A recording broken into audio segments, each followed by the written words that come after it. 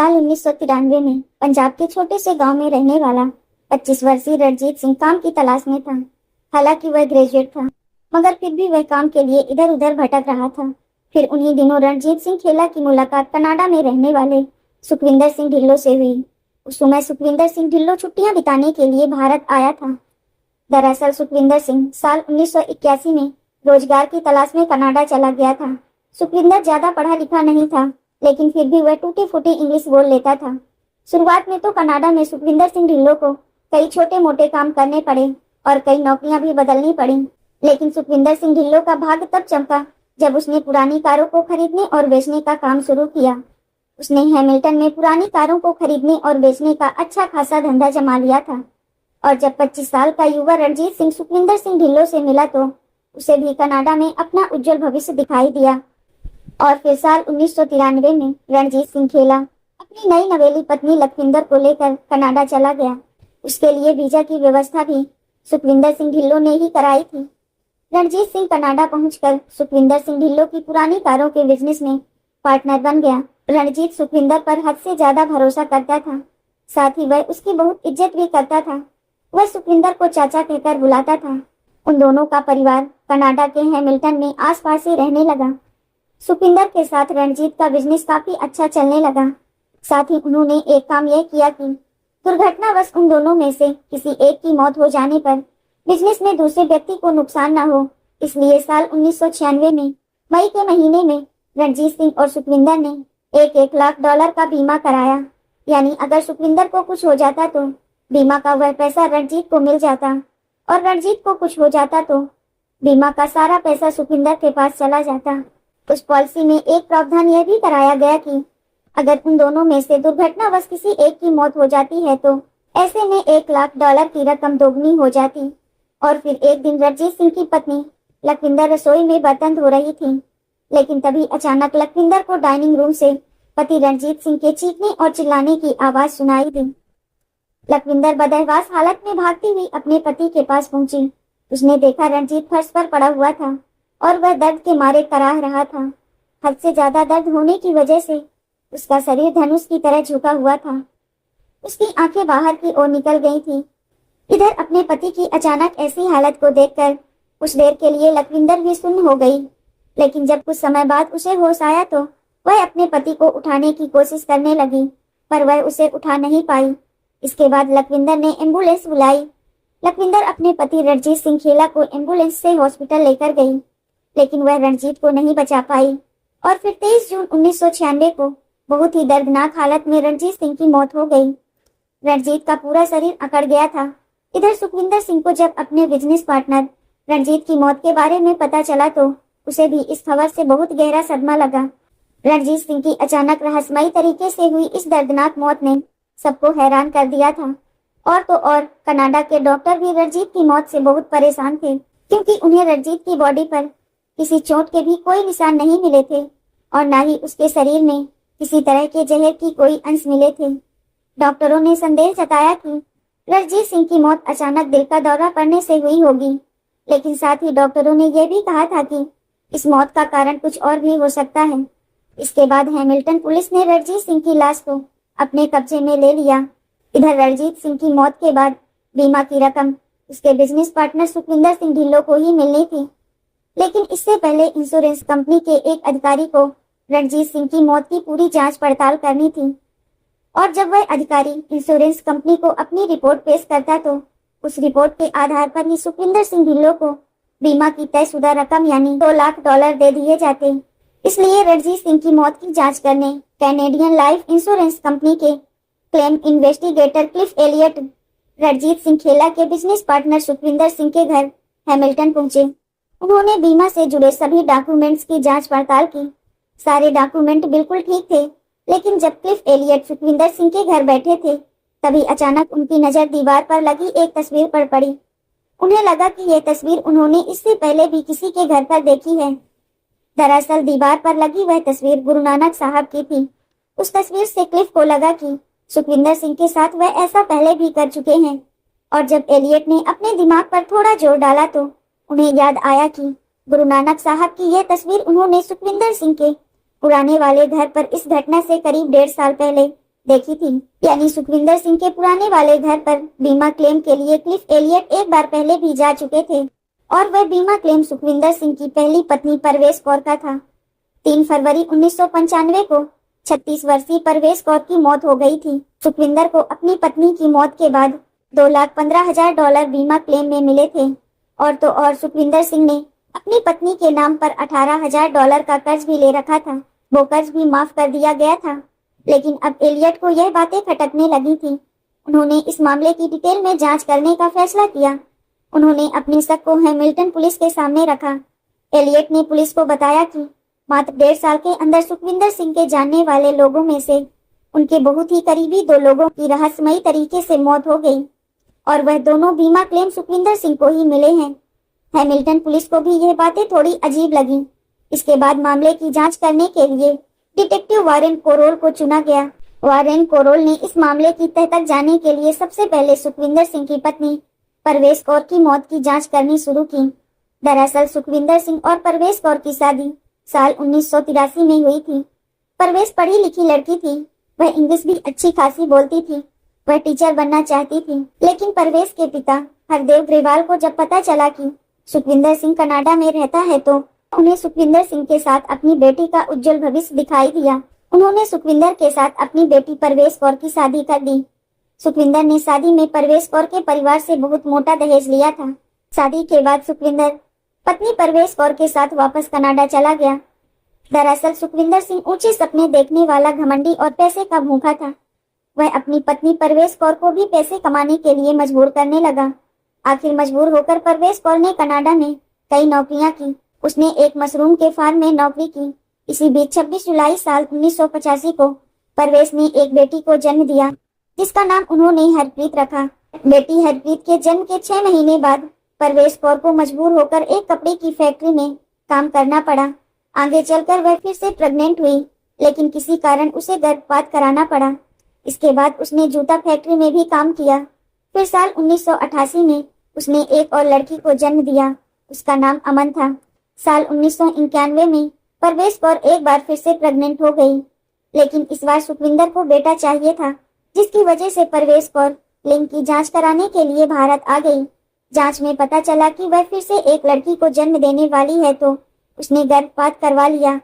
सुखविंदर सिंह को बेटे की इतनी ज्यादा चाहत थी कि वह एक लड़का गोद लेने वाला था लेकिन परवेश कौर के परिवार वालों के दबाव के कारण उसे बच्चा गोद लेने का विचार बदलना पड़ गया।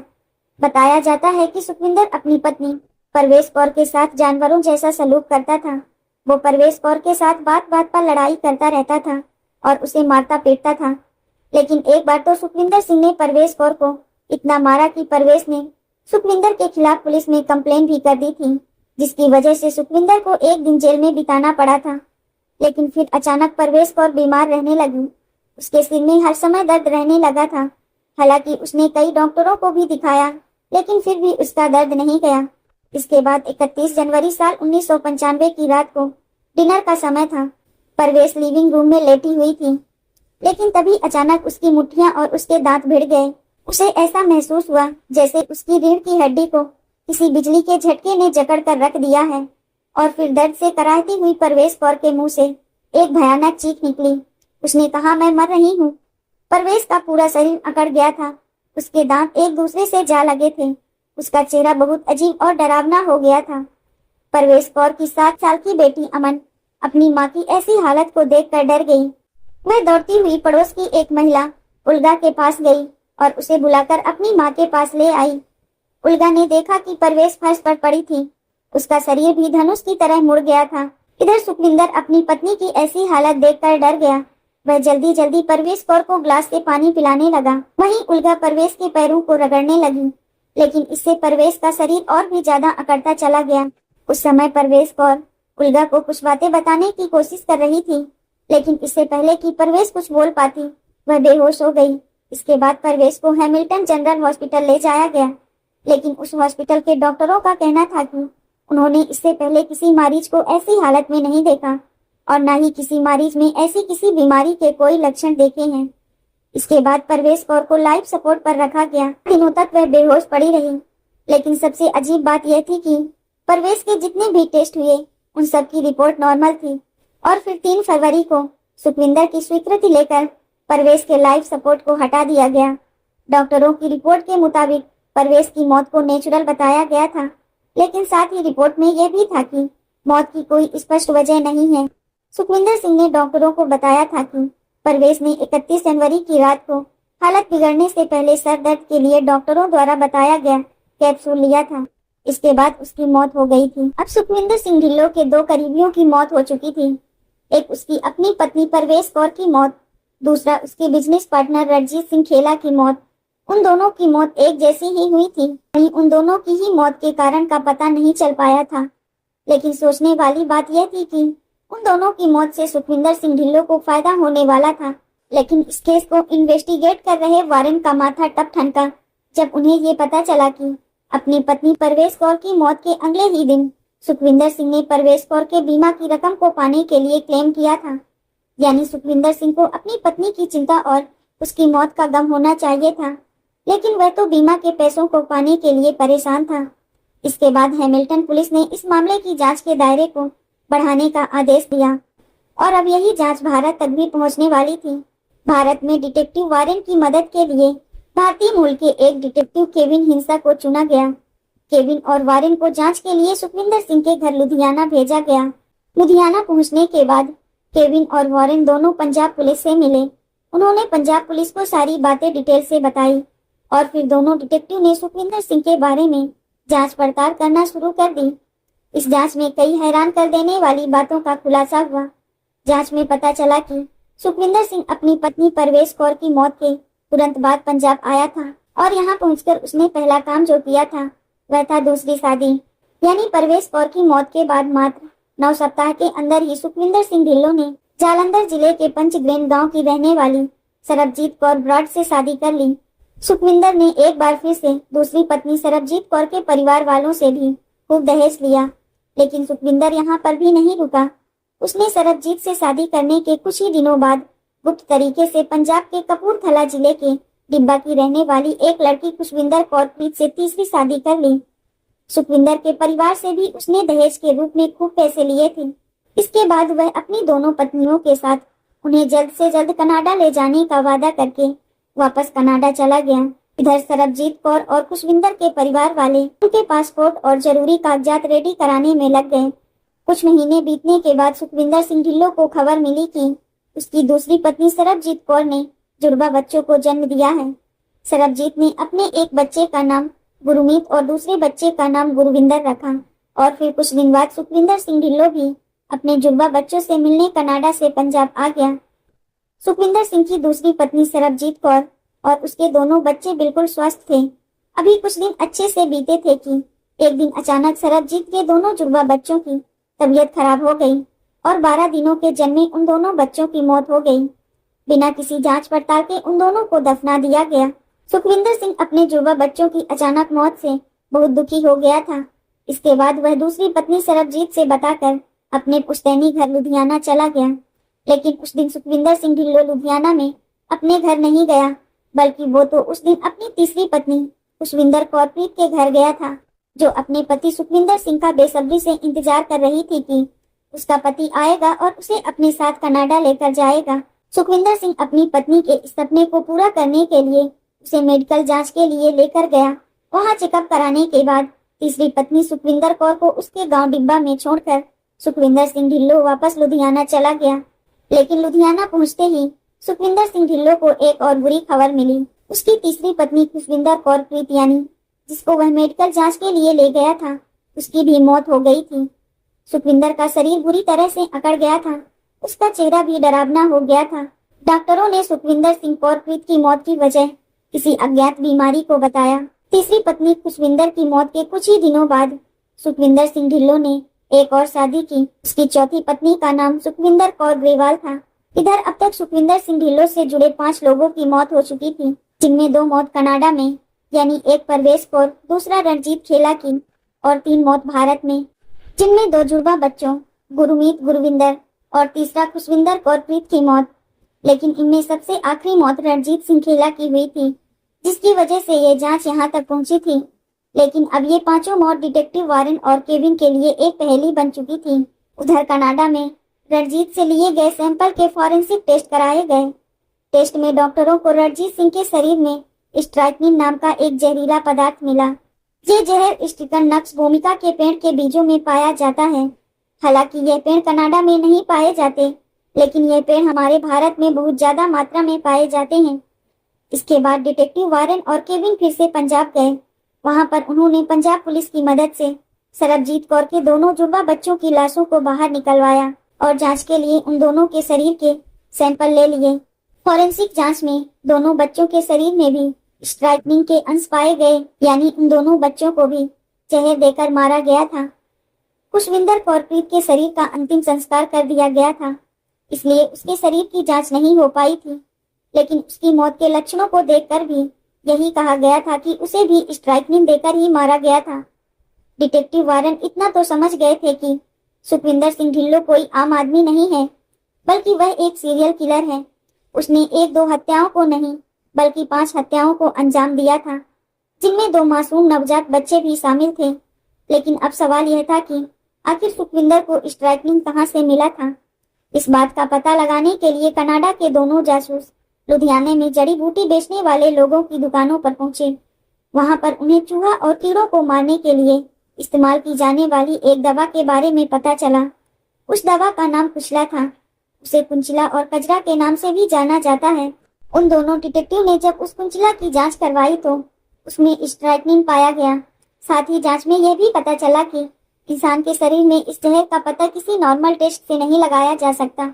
और अब इससे साफ हो गया था कि सुखविंदर सिंह ढिल्लों ने धोखे से कुंचला के बीज खिलाकर 5 इंसानों को बड़ी ही बेरहमी से मार दिया था। साथ ही उसे यह भी पता चला कि डॉक्टरों को नॉर्मल टेस्ट में इस जहर का पता नहीं चल पाता। इसीलिए सुखविंदर सिंह ने अपने 5 शिकारों को किसी न किसी बहाने, यानी किसी को खाने में तो कभी किसी को दवाई में स्ट्राइक्निन मिलाकर दे दिया था। क्योंकि आगे चलकर रणजीत सिंह की पत्नी लखविंदर ने भी कोर्ट में बताया था कि सुखविंदर सिंह चाचा ने उसके पति को पीठ दर्द और नपुंसकत्वमा खत्म करने के लिए एक दवाई दी थी, जिसे खाने के बाद ही रणजीत सिंह खेला की दर्दनाक मौत हो गई। ठीक इसी तरह उसने अपने दोनों जुड़वा बच्चों, पहली पत्नी परवेश कौर और तीसरी पत्नी खुशविंदर कौर को ठिकाने लगाया था। इन 5 हत्याओं के पीछे की वजह दहेज में मिलने वाली रकम और बीमा के पैसों को पाना था। बच्चों को सुखविंदर सिंह ने सिर्फ इसलिए मार दिया था क्योंकि आगे चलकर वह अपने लिए किसी भी तरह का झमेला नहीं चाहता था। इसके बाद साल 1997 को अक्टूबर के महीने में सुखविंदर सिंह ढिल्लों को अपनी पहली पत्नी परवेश कौर और अपने बिजनेस पार्टनर रणजीत सिंह खेला की हत्या के जुर्म में हैमिल्टन पुलिस ने अरेस्ट कर लिया। हैमिल्टन पुलिस ने अपनी चार्जशीट में भारत में हुए उन 3 कत्ल को नहीं जोड़ा था। हालांकि भारत से कई गवाहों को कनाडा भी ले जाया गया। वहां कोर्ट में उन भारतीय गवाहों के बयान दर्ज किए गए। मॉन्ट्रियल अदालत में चली लंबी सुनवाई के बाद साल 2001 में सुखविंदर सिंह ढिल्लों को आजीवन कारावास यानी उम्र कैद की सजा सुनाई गई। इसके बाद 21 नवंबर 2013 को 54 साल की उम्र में सुखविंदर सिंह ढिल्लों की कनाडा के किंगटन हॉस्पिटल में कैंसर से मौत हो गई। दोस्तों, इस घटना को सुनाने का उद्देश्य किसी का दिल दुखाना नहीं है, किसी को परेशान करना नहीं, बल्कि आपको जागरूक करना है, आपको सचेत करना है। दोस्तों, इस पूरी घटना के बारे में आपकी क्या राय है, कमेंट बॉक्स में जरूर बताएं। और अगर हमारी मेहनत पसंद आई हो तो इस वीडियो को लाइक करते हुए शेयर भी करें। अगर आपने अब तक चैनल को सब्सक्राइब नहीं किया है तो हमारे चैनल को सब्सक्राइब कर लीजिए। धन्यवाद।